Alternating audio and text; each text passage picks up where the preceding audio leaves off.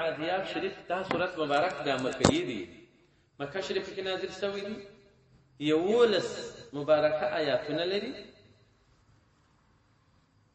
طول کلمې 11 آیات وکلمات 40 کلمه سلويشت کلمې لري ټول حروف چې دي یو سلو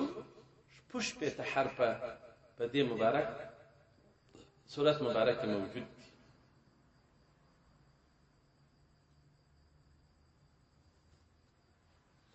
او د دې سورت مبارک تلاوت هم ډېر ثوابونه لري والعادیات الشریف سورت چې دي په دې کې هم ډېرې ګټې چې څوک یې تلاوتوي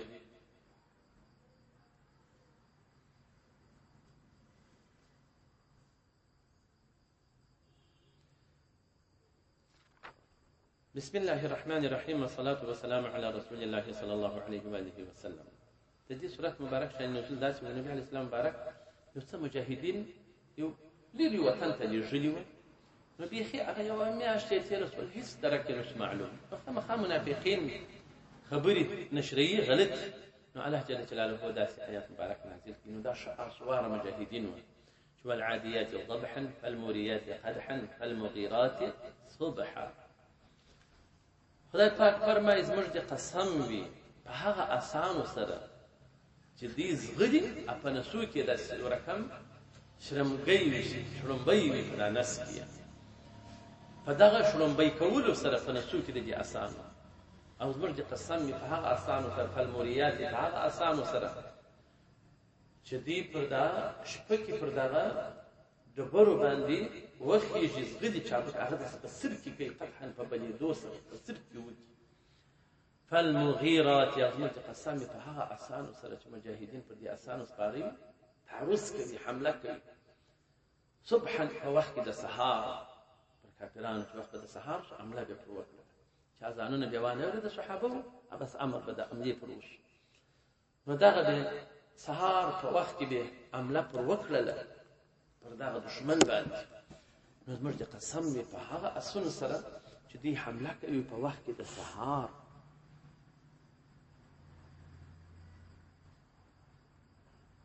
فاثرن به او راپورته کوي به په دغه اسانو تر چې دوی سپاري نقطعا ګرز غبار راپورته چې باندې ورغلي دشمن پر خوا باندې فوسطن به او په منځ کې به په دغه غبار سره جمعا ويجمعته يعني محاصره کې یو جمع د کفارو یا ما بین د کفارو ننوزي یو جمع ما بین کې ورننوزي ورې جنگ شروع مرجع قسم په دغه اسانو سره چې ان فتاکی سره الانسان انسان کافر وبد سره چې دی ربه خپل رب جل جلاله ولره لك نور لك فور يعني منكر دي نعمته څخه رب جل جلاله مرجع په دغه سره قسم په دغه شان سره چې بد انسان چې دی کافر انسان چې دی هغه منکر دي په خپل طبيعت کې د نعمتو څخه د الله جل جلاله سره د دې چې خدای پاک به حساب نعمتونه ورکړي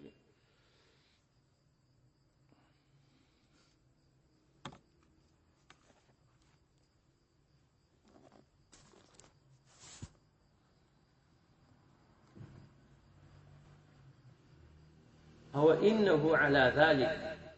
لشهيد او ان فتاکی سره هو دی چې دغه انسان علی ذلك پر دغه ناشکری باندې پر دغه کفران د نعمتو لخامخه شهید دی خپل شاهد دی فورس کې د قیامت به دی خپل شهیدی پر خپل نفس باندې ادا کوي چې زه تاسو ناشکر بنداو رب جل وعلا ډیر نعمتونه را کړی و وما شکر نه ادا کوي او انه دغه انسان چې يحب الخير محبت لره د مال لشدید ډیر شدید دی د مال سره محبت فراغ دنیا ناری خووي دنیا د هغه د چې وی خړل وایو قستل دنیا د هغه د چې آخرت ته واسطه او نور باقی دنیا چې هغه ټول فاتیږي او دای زی لون کی دی بنوي بیا دی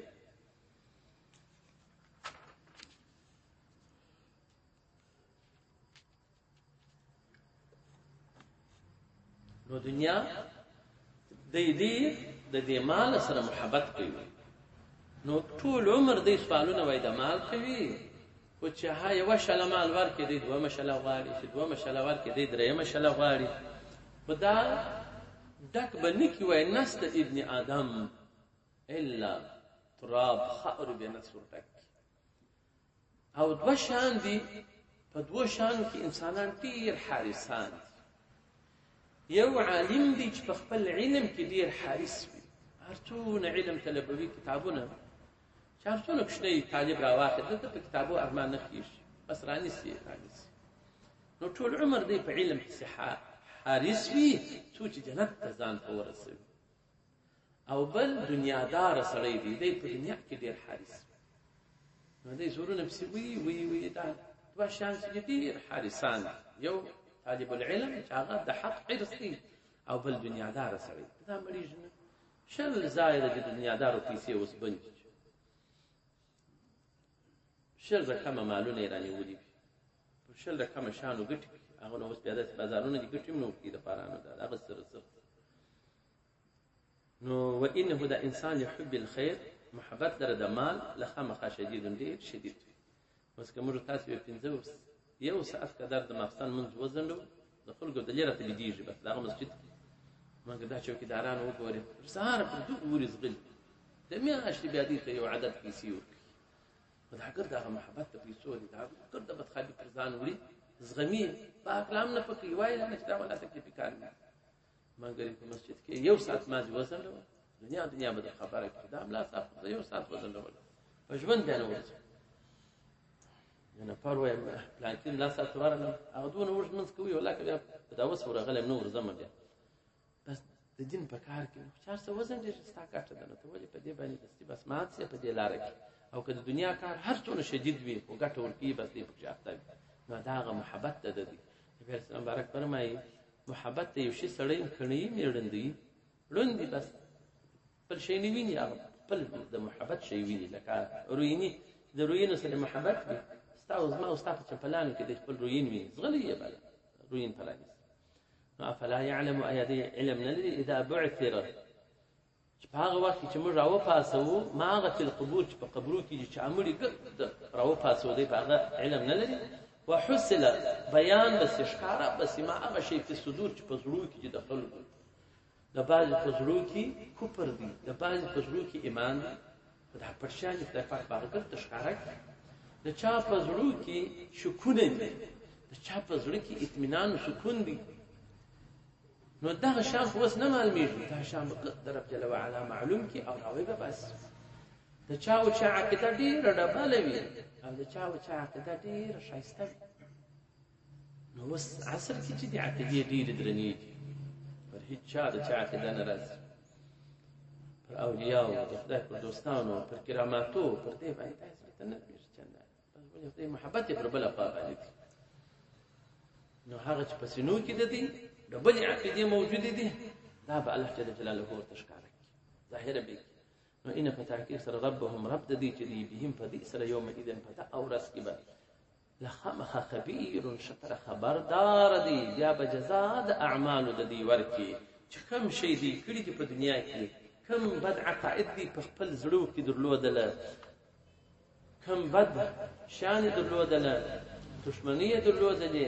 هغه به الله جل جلاله را وباسي دي ته ظاهره كم عزائم دي درلود خير وشر نو الله جل جلاله بديره وباسي او د دې هغه په شام بدلو تشکار نو ذکر دا په دې خاطر وای الله جل جلاله دا د اعمال د دې تشکار کوي ذکر چې اعمال القلوب بذكر لان اعمال الاعضاء تابعه لاعمال القلب اعمال د اندامو چې دي دا تابع د زړه کله په زړه کې تسداوي سموي عزم اطلاق او عبادت دا د نور بدن ټول سره تابع اوس ګور زموږ عزم کمزوري سهار مانځه په ټیلور کې زه په زړه کې مو عزم نه دی ټینګ هر په تسوي جماعت نه تیر کيو بل وای منځه څه کزا کیږي ګرځي خاص زموږ عزم په زړه کې کمزوري انه اعزام ټول دغه تابع او چا عزم کلک وي د زړه چې ناس وخت منځ کې مزپی کې جمعه تر وخت لا وزپی لا ګرځي خلاص کړي شو پیدار سړی شو عزم په خپل باطن کې لري نو دا ظاهر اعضاء او اندامو نه چې دي هغه تابع د زړه دي نو چې زړه محکم وو دلته د اعمال د ظاهر جهم دي شایسته کیږي هیڅ سره سمېږي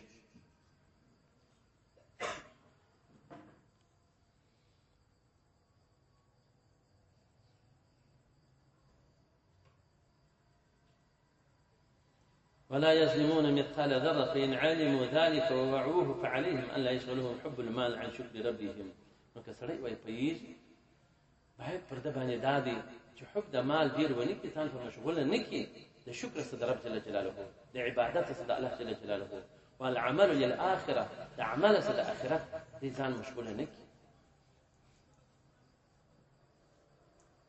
وای لولا البواعث والارادات في القلوب، کچيري دغه به حس کېدل او ارادې په زړه کې نه وای،